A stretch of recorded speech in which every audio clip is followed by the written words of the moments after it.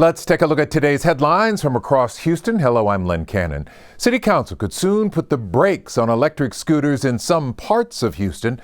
The council's Quality of Life Committee will hear a proposal to ban them. Orkomana spoke with downtown business owners who rely on scooter rentals to survive. Anywhere you go around downtown Houston and you'll see scooters like these. While the proposed ban is meant to improve safety, scooter rental companies say there has to be a middle ground.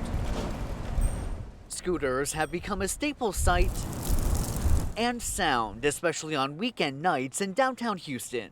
It's a perfect location for the business. Emilio Montez co-owns Swerve Scooters, a rental company just down the street from the Toyota Center. That it is a good recreational activity for the young people of Houston. But a proposal to amend city ordinances would create this scooter-free zone, essentially banning scooters from downtown, Midtown, and Edo. The potential changes would make it unlawful for anyone to operate a motor-assisted scooter on a public roadway, street, alley, sidewalk, or city park within that zone. It would be worst-case scenario for us. Montez says his shop would shut down and thinks legitimate businesses like his don't deserve that. I believe the problem here with the scooters is like all the vendors that are doing it, illegally and don't educate the customers about the city ordinances.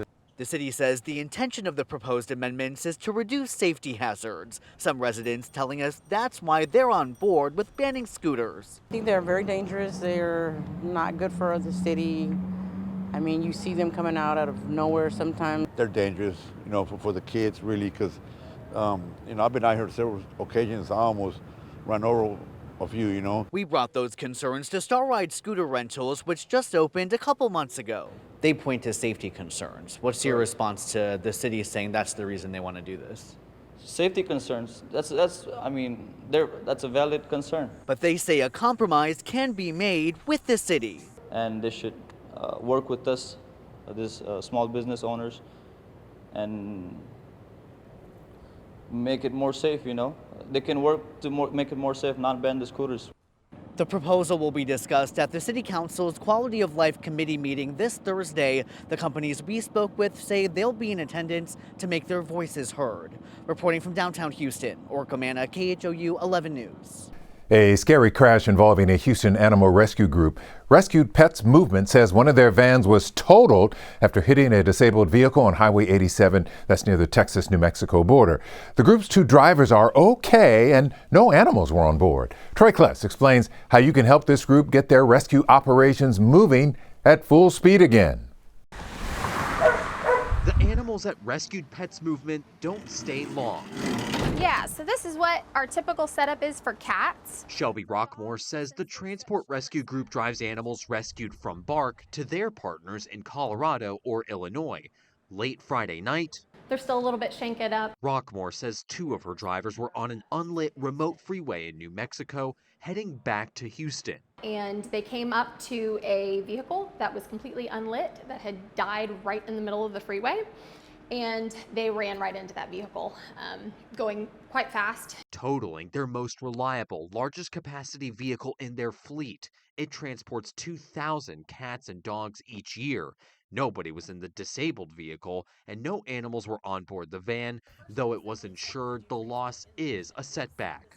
A lot of the times people will say, well, you've got 4 more vans left over from, once the one van was totaled, but we really do use every single van in our fleet at all times. The organization is getting back on track thanks to Houstonians. They're asking for $50,000 to buy a new van and retrofit it to make it safe for animals.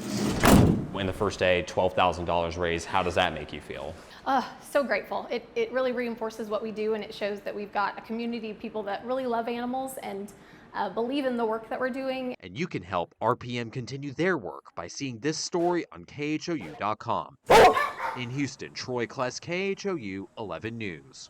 Those who live in Fort Bend County's Siena area often spot wildlife. Well, sometimes that wildlife gets a little too curious and in trouble. Over the weekend, crews came to the aid of a deer in a tough spot. Take a look at this. You can see it is stuck in an iron fence at an apartment complex. Residents knew it wasn't going to free itself, so they called for help. Missouri City firefighters showed up about 20 minutes later and freed the fawn. The only sign of the rescue now is a bent fence. In the Freeport area, the police department has a new four-legged officer. Early Sunday, the sounds of faint meowing brought out Officer Gonzalez to a nearby storm drain. He went in and managed to snag this very soggy kitten. Oh, we're told the cat is now resting up and enjoying some snuggles. The movie-making business in Texas getting a major boost by Texas lawmakers. They approved a bill allocating millions in incentive to make the Lone Star State more attractive. Ron Trevino talks to Houstonians in the film industry and takes us to the movies. You shouldn't have to shoot in Georgia. Born in Mexico. Or South Carolina. Or Oklahoma. Oklahoma. Well, Texas lawmakers, listen, passing SB 22, which means $300 million in incentive financing for film productions in Texas every 2 years. Welcome to the historic River Oaks Theater.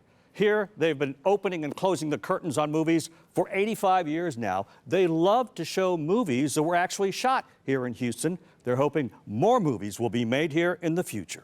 Ladies and gentlemen, welcome to Gilley's, the world's largest nightclub.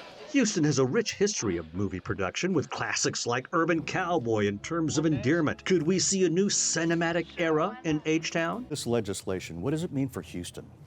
It means a lot for Houston and the state. We're going to get a lot more attention from studio level projects that may have overlooked us because of other states with aggressive incentives. Alfred Cervantes is the executive director of the Houston Film Commission, and he says the incentives are already working. We're already receiving calls and marketing Texas and Houston as a place for motion picture production. And so, yes, the phones are ringing as Houston as a destination for future motion picture production. Aside from the economics, it's a chance to show the world what Houston has to offer, like in this movie called Crossroads, shot here. The producer of the movie, also a Houstonian, Jack McWilliams. Just the other day, I got a call from somebody who wanted to make a movie here. They originally were going to be in Louisiana, but with the budget change here, they decided they wanted to come to Texas. So the campaign by Matthew McConaughey and his friends is paying off. As McConaughey himself would say, that is All right, all right, all right. As Houston hopes to get back in the movie business big time. Ron Trevino, KHOU 11 News. Bring on the movie business. That is a wrap of your Houston headlines. Thanks for watching. I'm Len Cannon.